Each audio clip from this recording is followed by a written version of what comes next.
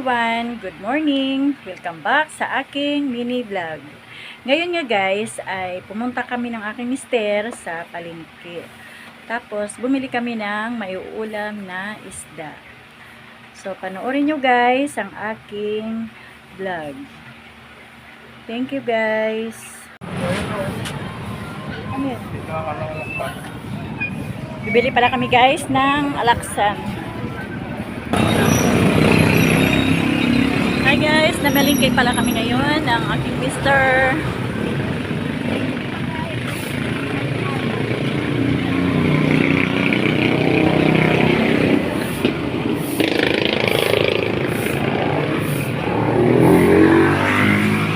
Hi guys, ito nga yung aming nabiling isda. Torsilyo siya guys, tapos pinaksiw namin. Pero hindi ko na malayan, ayan. Konti na lang tuloy yung sabaw niya. So okay na to guys.